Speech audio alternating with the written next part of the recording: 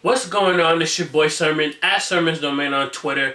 Mac Miller is happy and in love, and this feeling is reflected on his fourth album titled The Divine Feminine.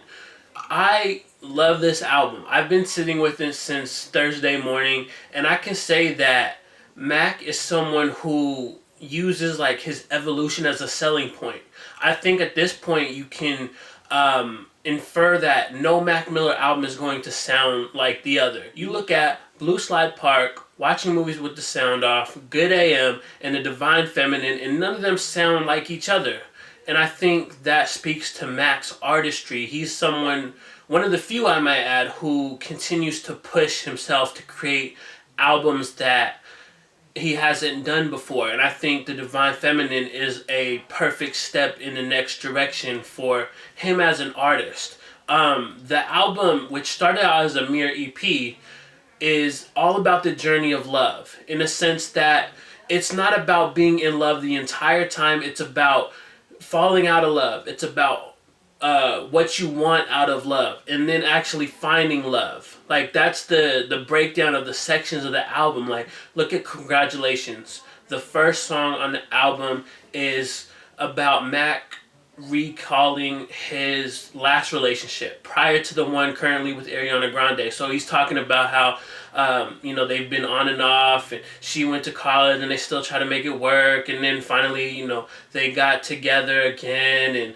moved to New York and had their own place together. And then you start to see like the flaws get pointed out, how she's talking about he's always after sex with her, and you just see like Mac as who he is now versus who he's become at the end of the album. Like that growth is incredible to me. So after that, you got the breakup, and then you got Dang, which is kind of like, it's pretty much that post-breakup feeling. I can't keep on losing you, but in the long run, it feels like he has to lose her. Because he has to grow as a person. He has to experience the next chapter in his life. And then you get into the next section, which I kind of refer to as like the dream section. The dream sequence kind of lasts from Cinderella to Planet Goddamn. In a sense that you look at Cinderella, and he's talking about how he's in his dreams. This is the girl of his dreams, and he's really like vivid. Like the imagery that Mac has is just incredible on this album. And I feel like Cinderella is one of those strong points because he's talking about like all the things that he wants out of a relationship, but at the same time, it's a fairy tale. It's just a fantasy. It's not real for him. And then Planet Goddamn is like a throwback to the 90s. In a sense, like everything from the beat to the hook to the lyrics, they just sound like something that you would hear prominent all over the radio back then. Mac even says he's living with nostalgia right now. So it's kind of an indicator like he's looking, I want to say he's looking back at like that 90s love, like how love was back then in the music, and I think that's reflected in the song. It's really not until Soulmate when he does actually discover the person that he's supposed to be with in his mind, and that is obviously Ariana Grande, because this album is kind of written as a sequence in Mac Miller's life leading up to now. So you have Soulmate, and what's interesting about Soulmate is it comes before We. You listen to the lyrics on We, and it sounds more like this is like the beginning of the relationship. But in reality, I think Soulmate being first kind of represents how Mac is confident going into this next relationship. He's confident that this person that he's about to date is going to be a soulmate. So I think he's able to put that first and then put We, where they finally become one, become a couple. And I gotta say also, just a real quick highlight is like the guest features on here. Every guest feature worked well to help further this story that Mac is telling. I mean, Anderson .Paak, beautiful hook. You got Neomza, who's Mac's artist under REM. Remember his label, whatever, however you pronounce that. So, and she had my favorite hook. I love Planet Goddamn for that hook. Like I said, it's got that 90s vibe to it. I really like that. Cee-Lo sounds just as good as ever. And then we got to talk about the Kendrick Lamar feature on God is Fair, Sexy, Nasty.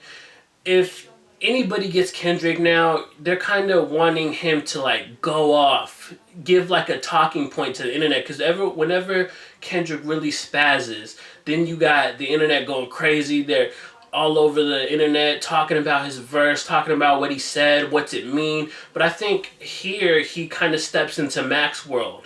And Mac was talking about this, how he could have done a Kendrick song with Kendrick, but instead of doing that, he wanted to bring Kendrick into his world. And I think it paid off. Kendrick being on the hook is like, it's like a slice of pizza.